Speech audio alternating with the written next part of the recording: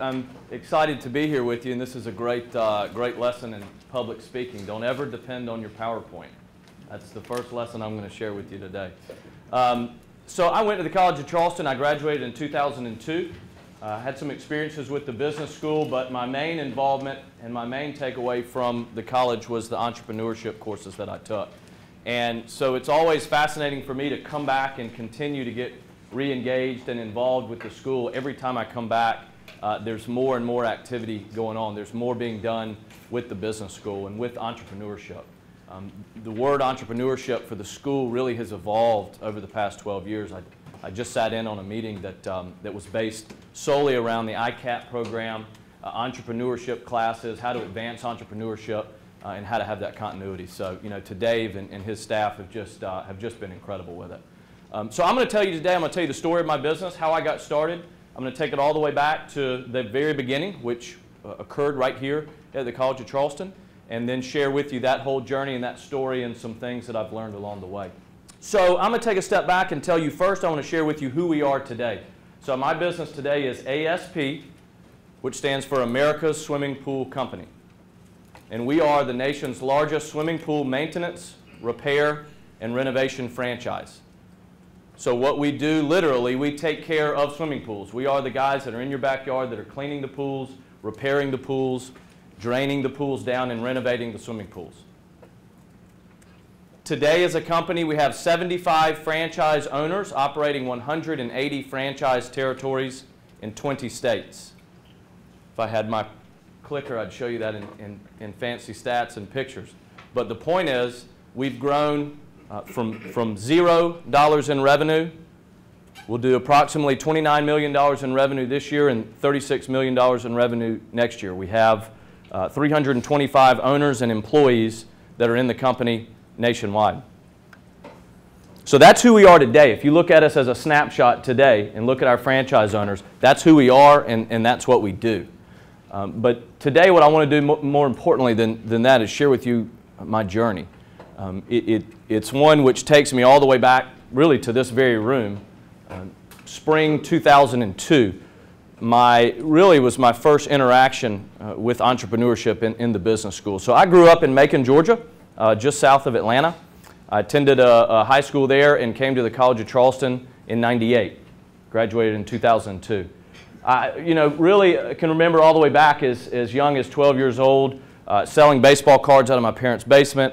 By 15, I had a car wash business where we were a mobile business, and we would go wash the cars, build it back up. By the time I graduated, I had 150 some odd customers and had 2 employees, sold that business and moved to Charleston. It was with that spirit in mind that I knew, okay, as I graduated, as I came close to graduation, 3.5 years in to school here, I knew that I wanted to start looking for an opportunity. I didn't know what I wanted to do. I certainly was not born with some innate passion for cleaning swimming pools, but I knew that I wanted to find a service-based business to start. So as I approached my senior year, I made contacts and I went back home, I talked to people here to try to decide what is it that I want to do, what opportunity could be out there that could present itself. And that would really be the first point that I'll pause throughout these stories and tell you some lessons I take away. I really, if you look back, I underestimated and certainly underappreciated my contacts that I had. So know your contacts and deploy your contacts constantly. Meaning, stay in touch with them. It's not like you have to put out some monumental effort, but stay in contact with your contacts. And that was all I was doing my senior year of college. As I would go or meet people or call back on people I knew, take advantage of those folks you know from your past, because you never know when they're going to end up being your future. And so it's with that in mind that I entered a bank. A guy was one of my better car wash customers back in high school, so I called on him and I said, hey, I'm looking to start a business. I have no idea what I want to do, but I want to start a business in some capacity. Do you have any ideas? Is there anything that you've thought of? Can I be your young go-to guy that can be there to start a business with you? And he said, yeah. He said, we've got 2 or 3 things that we're looking at doing, and we need a young, hungry guy out of school that wants to be our operating partner. He said, one of the things we're looking at is a swimming pool business. He said, we don't know anything about it. Go do some research, explore it, figure out if it's a real viable business or not. And so I did just that. I spent the next couple of weeks market research, developing business pro formas, looking at it. Decided it was something I felt like we could make a go in my hometown. Really, why? It really was a fragmented business. And that's another point I'd share with you is if you constantly are looking and analyzing different areas, sometimes a business can just either fall in your lap or hit you upside the head. So constantly be evaluating services you use, contacts that you have and services that they use. And that's how we identified the swimming pool business. So I spent the next few months working and going back and forth from Charleston to Macon, developing the business plan, doing all the market research. And we were 1 week away from forming the LLC. I was going to be their 1/3 equity partner. They were going to be the operation guys, the money guys, and I was going to run the business for them. I was living on Ashley Avenue. I was taking Tommy Baker's entrepreneurship class. I was in the business school every day, and so I was really part of this, and this is what I was passionate about doing. And told my family I was moving back. I'd rented a place to live, told my friends. And one of the business partners called me and he said, "Stewart, I appreciate everything you've done. Thank you for all your hard work. We feel like you're too young, you're too inexperienced. We're going to go a different direction. So thank you for everything you've done." And as Donald Trump would say, "You're fired." And, that was one of those gut-wrenching moments where I basically sat down on the floor, took a couple minutes, and I thought, how can this be, right? This can't be. So if you fast forward 13 years, my company today, who we are today, was started by me being fired. And it was started I was fired before we ever cleaned the first swimming pool from that company. So I'll tell you, you never know when a door slammed in your face is actually going to be the greatest thing that ever happened to you. So I would take that away today too. Don't let a door being slammed in your face be the ending to an idea or a task or even a job interview or an application process. Because you fast forward 13 years later, you as an entrepreneur, especially if you're 22, 23, 25 years old, you have no ability to see into the future. None of us do. And so you certainly feel like that adversity is the end of the road. Don't let it be. Don't let it be. Entrepreneurism, entrepreneurship, the life of a business owner is going to be constantly filled with doors slammed in your face. And that was the first time I really experienced that at 22 years old. So I called my dad that day. I said, "Dad, I need to borrow $3,000. This is just what happened to me. This is how much money I feel like I need to get this business going." He spent an hour on the phone with me trying to talk me out of it. Said, "You're going to be facing this competition and these two business guys in Macon, and you don't want to do that, and be fearful, be mindful." And it was great advice, but I decided that I wanted to press forward anyway. Right? I had done all the work. I did all the market research. I did all the homework. I knew the business. I knew I had my own work ethic. But I'll tell you the most powerful thing that I had that they did not have, and that was motivation. Right? And why was I motivated? Well, I had just been kicked in the gut, embarrassed, slammed on the ground, and I felt like if I could pick myself back up and start the business, that I would be on a path of accelerated growth far greater than theirs. So fast forward a couple months, it's spring, May 2002. Some of you are facing it. I graduated, I moved back to Macon, and I started the business. At the time, my girlfriend at the time, who's now my wife, we racked our brains over the course of a week or two trying to figure out what would the name of the business be, what should we call it. The most important thing that we knew at the time in 2002 was that my business had to start with the letter A. Why? Phone book. Phone book. For those of you that don't know, the phone book is this thing we used to have, and you'd flip it open and there'd be names and numbers in there. In 2002, it was critical. So look how far business technology has come in just that one simple, small area. And it's funny, is I've told this story for 12 years now, and that's one of my favorite pieces to tell, because I want you to keep that in mind. One of the most important decisions that I felt like I could have possibly made in the beginning stages of my company is completely and totally obsolete today. Totally obsolete. Right? We have call tracking numbers in my business and our company today. We know who calls us and where that call came from. Did it come from the web? Did it come from an organic or an inorganic search on the web? Did it come from a direct mail piece, or did it come from the phone book? The phone book is so dead that we no longer require our franchise owners to even be listed in it. Yet 12 and a half, 13 years ago, that was one of the most important decisions we spent an entire week figuring out. So remember that business technology and business is going to develop, and sometimes it might develop faster than you even realize it, and things are going to evolve. So anyway, we named the business All Seasons Pool Company. Of course, when I started the business, I didn't name it America's Swimming Pool Company, right? It was All Seasons Pool Company. That's the A, the S, and the P originally. What did we do? We did then exactly what we do today. We cleaned pools, we repaired pools, and we maintained and renovated pools. Started with just myself in a truck. 2002, I did $72,000 in revenue. 6 months in business, I turned a $19,000 profit. I was ecstatic. I knew the business could work. Right? Second year, we did 300 grand in revenue. Significant profit. Next year, we doubled revenue again. 600,000. 2005, we did $1.2 million in revenue. We doubled again. So we're on a very fast, accelerated path of growth in the swimming pool service sector in Macon. It was about 2005, I knew, okay, well look, you've got a business, you've got a model, we're doing things a little bit differently than the next guy. We're innovating, we're doing some things that most of you in this room would do, very simple business model things, but they didn't exist in the swimming pool business. They didn't exist at all in this industry. And so I knew I can take this thing and grow it. I just had to decide, did I want to self-expand? Did I want to open up my own locations? Atlanta, Warner Robins, Savannah, surrounding cities. That came with some risk, right? That came with, okay, you'd have to put up your own capital, you'd have to deploy resources, I'd have to hire people. It was about that time I had a friend of mine in Charleston and a relative in South Carolina, both at the same time called me, Clemson, South Carolina. And they both said the same thing. They said, Stewart, we hate what we're doing. You're making more money cleaning pools than we are as a banker and as a city manager. How do we do here what you're doing in Macon? And that was really when the F word was brought to my attention, the franchising model. Okay, which I thought, to me, there's no way. I mean, to me, a franchise is McDonald's, right? Zaxby's, Applebee's, Terminex, these huge national companies. And from my research, spent the next 2 or 3 weeks looking into that. And I realized there are over 10,000 franchise companies out there all across the United States. You're dealing with franchise companies every day. But the question I had to wrestle with or reconcile with was, why is somebody going to pay me a franchise fee and a royalty and pay me all these things to teach them how to clean swimming pools? Go out and clean swimming pools, right? I didn't need somebody to do that, and a lot of you in this room wouldn't either. But some of you in this room would not do that without a franchise model. Why? The best analogy I can give you is this. Let's say you've got a lifelong goal to go to California.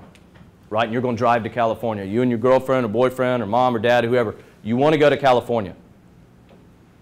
You find me, I can tell you, look, I've been to California 75 times, 180 different ways. I know the best way to get there, the fastest way to get there. I know who's got the best exits, the worst exits, who's got the cheapest gas, the most expensive gas. And by the way, I've got a little bit of technology that you don't have that's going to help you keep up with your journey, map your routes out, all these things. So I've got the technology and I can get you there faster and cheaper. That is what I discovered early on is what franchising is all about. It's that partnership between two entities. An individual that wants to start a business and a company that has a well-defined roadmap. And so we started franchising with that in mind. Every decision we made in the beginning was franchisee focused first. It was, okay, what decision can we make today that's going to allow that franchise owner to be better with us than without us? And so if I quantify that, I tell my new owners all the time, this relationship is going to be 1 + 1 = 3. Right? Your work ethic, our roadmap, and together we're going to come out better than we would on our own. And so that was the initial premise of franchising. Right? A partnership between two entities. So Charleston launched. Clemson, South Carolina launched, 2005. I turn around 2 or 3 months later and they're profitable, they're happy, they're working, they're moving forward. By 2007, I had to make a decision. So I had maybe 10 or 12 locations at that point. And I had to decide, kind of at a crossroads, was I going to be Stewart the pool cleaner in Macon, running a good profitable business? Or were we really going to take on this beast? Were we really going to develop a franchise organization that could make it? I had 10, 12 owners. So I made the decision to sell ASP of Macon, what I originally started, to sell that to an employee of mine, turn that into a franchise, take that money, invest it into a real franchise organization, develop models, develop roadmaps, buy a building, get a training center. And so by 2007, that's what we did. At this point, I'd show you a pretty picture of it. We now today, so that was really in 07, was a little tiny, I shouldn't call it an office. It was a house wooded area all around it, rundown neighborhood. If you look at that, that would show you the before. Now picture the after. So there's 30,000 square feet. We've got 15 swimming pools on this campus, 15 offices, and a 10,000 square foot warehouse that has nothing in it but pumps and filters and motors and things that we operate during pool school. Okay, so our franchise owners come to us and we teach them everything they need to know about the swimming pool business. So I built that campus over the last 8 years, and today it is the most unique swimming pool compound in the world. We have more square feet, more training swimming pools than anybody has in the world. And so the only way that that has been possible over these last 12 years, really been franchising for 8 years, is by constantly innovating and reinvesting back in your business. So one of the most important things you're going to do as a business owner, every time a dollar of profit comes in, you're going to decide, I've got to do 2 or 3 things with it when a dollar of profit hits our books. I can either leave it on our books and not collect it. I can either take it on, put it in my pocket, put it in the other pocket and spend it, or I can reinvest it back in the business. Okay, and as a business owner running a profitable business that wants to grow, you've got to mirror all 3 and watch all 3 of those components differently, because you have to do all 3 of them. You're not going to collect every dollar that hits your books as profit. You need to take some of it home to spend it, and you also need to reinvest it back in your business. And so that's what we did constantly year over year from 07, 08, 09, 010. By 2010, we had 35 owners. We really were starting to develop a name and a brand. No, this was 2009. And come to find out, remember the original name of the business, ASP All Seasons Pool Company? Found out that that was federally trademarked in Florida and that name was no longer valid. If you think about the position that put us in at the time, so I had a couple dozen franchise owners out there operating, paying me royalties, operating a business, and I didn't have the federal trademark to the name. So we loved our logo. We had ASP. We still knew that we needed to be A in the phone book. This is 07, 08, 09. So we sat around, my business partner and I sat around for a few days and said, okay, we've got to come up with a new name. We're in 3 or 4 states. We've got a couple dozen franchise owners. What do we want to be? That was one of the most important things that we were faced with early on in franchising is by being forced to change our name early on, we had to sit back and think about what do we want to be? Do we want to be Georgia's leading swimming pool company? No. Do we want to be the Southeast? No. We wanted to be America's swimming pool company. And that fit perfectly with the A, the S, and the P. So we changed the name of the business, rebranded. All of our franchise owners rebranded over the next year, and that really turned us into who we are today. It had us refocus. All of our marketing was redone. We, again, reinvested back in the business. So by 2010, I had another decision to make. I'd tell you this was probably my 3rd really crossroad decision. We were in the franchise business now. I've sold ASP of Macon. The franchise business is really profitable, and it's going, and it's operating. But I knew that I couldn't do it on my own. I had a couple support staff. I was faced with an opportunity. My attorney at the time wanted to get into business. He was self-employed. Wanted to be self-employed. He was doing a lot of work with us. He hated the legal practice. And I decided to sell him a minority piece of the franchise company. And so we spent a few weeks and got together. He decided he wanted to come on board. I knew I needed to have a real right-hand man. I needed to have a true VP. I was faced with one of those decisions. Well, it could take all the capital that I have to bring on somebody like that, or I can sell a minority piece of the business. Now, a lot of you in this room know Tommy Baker, but a lot of you don't. I want to share with you what advice he told me. It's one of my favorite quotes. He said, I like big ships and I like small ships, but I don't like partnerships. And he was true. It was true in this sense. Be careful as you go into business. Entering a partnership with somebody is like getting married. Right? You rush into it too quickly. You do it for the wrong reasons. It's going to end poorly. And a partnership is the same exact way. And so I knew that going into it, and my partner and I at the time really spent the time to get our partnership right from the beginning, defining those roles, establishing the ground rules, and it's without a shadow of a doubt been the best business decision that I've made. Risky, selling a piece of the baby, certainly selling a piece of the baby after selling the original business that was my bread and butter. But it's one of those risks that you can calculate and you can see, okay, well, again, partnerships, just like a franchise company, partnerships can end up being the most profitable venture that you do, the most profitable thing that you do. Because again, 1 + 1 can equal 3. And so he and I teamed up. He came on board in 2010. Really the rebirth of the company from there. New branding, new partner. We grew.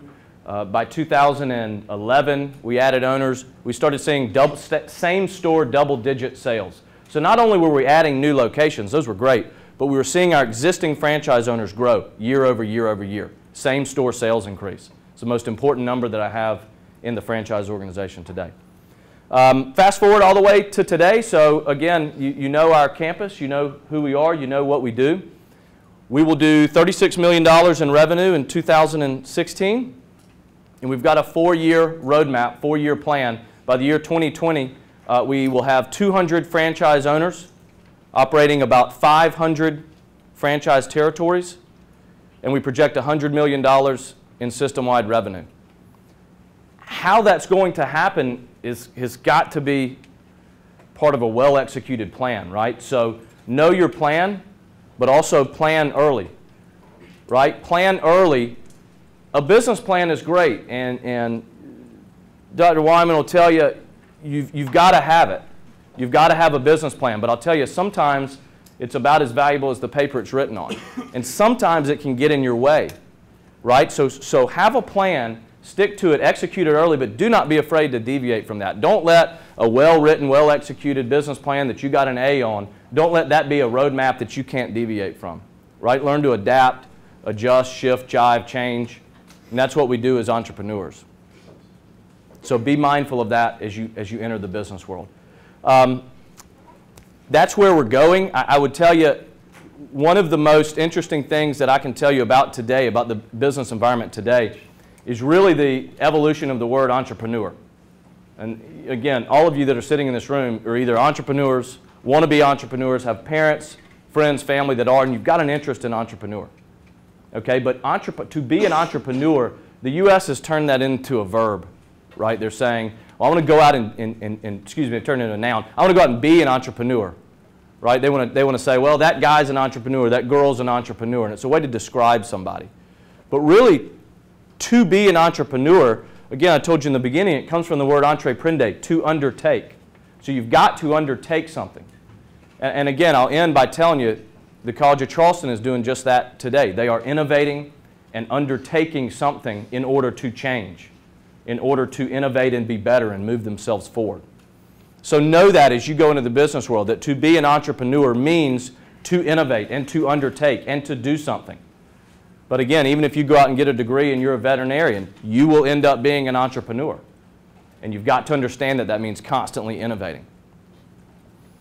I want to share with you, I'll take a couple minutes and share with you some of the things that I took away from my time here at the College of Charleston, some of my favorite business quotes that I got out of Tommy Baker's class. We had, again, speakers, some of you in this class still, had speakers that come in each week, give us their business story, tell us their trials and tribulations. You're not going to take away anything more important, in my opinion, from your time at the College of Charleston than having this one-on-one time with these speakers, because you're able to get into a world that you can't go out and buy. You can't go out and sit in a class like this normally. So know that. Take that away from you in each of these classes you're in. And Dr. Wyman's 200 and 400 classes, Tommy Baker's class.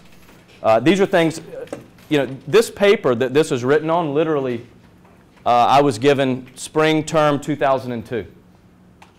So I have my diploma that I left the business school with, that I left the college with, and I have the notebook from Tommy Baker's class. That's how important it was to me, and I know it is to some of you. And so some of the favorite things that I took away from that, these are quotes that I feel like impacted our business or stuck to our business from the beginning, and they apply today. Find the people that are best at what they do and hire them.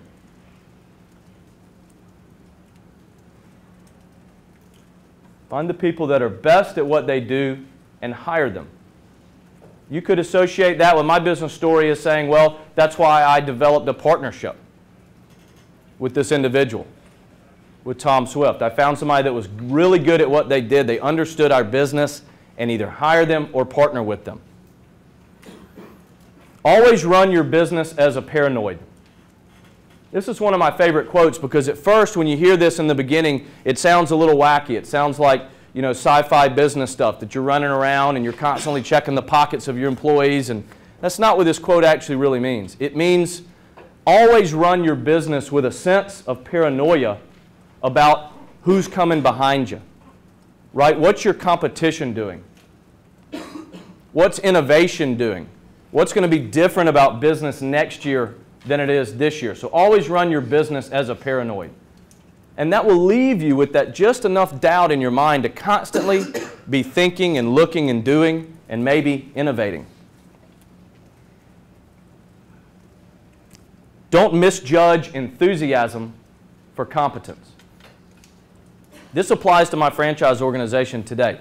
If there's one thing that I could do to describe the weakest owners in our system, or if there's one thing I could change or fix with the snap of a finger, it would be to change incompetency. A rougher way to say that is you can't fix stupid, right? You just can't. I have tried many, many times, and you're not going to do it. So don't misjudge enthusiasm for competence.